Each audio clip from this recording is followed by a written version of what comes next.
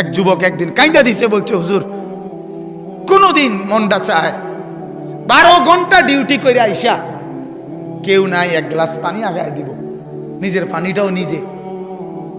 বিদেশটা এমন না? সে কি আর বলে? বাড়িওয়ালাদেরকে তো বুঝতে দেয় না, মা কানবে, বউ অভাব চিন্তা করবে, এই জন্য বলে না, বলে না। এটাই তোর সন্তানের নিয়ম। কিন্তু নিজে সীমাহীন কষ্ট করে বিদেশের জন্য।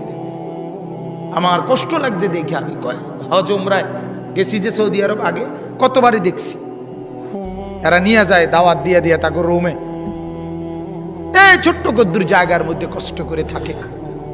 এক যুবক নরসিংদীর আমারে বলছিল একদিন, হুজুর আজ 11 বছর বিদেশ, বাবার ঋণ দেনা এখনো শোধ করতে পারি নাই, বাদ যেতে পারি না বাবার।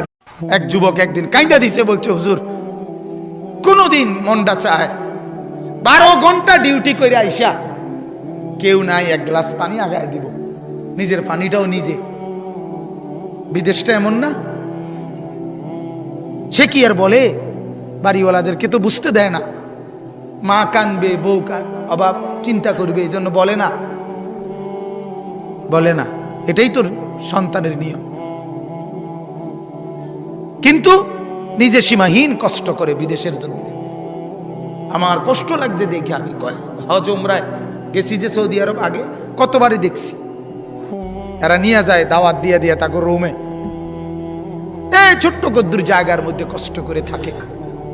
এক যুবক নরসিংদীর আমারে বলছিল একদিন, হুজুর আজ 11 বছর বিদেশ, বাবার ঋণ দেনা এখনো শোধ করতে পারি নাই, বাদ যেতে পারি না বাবার।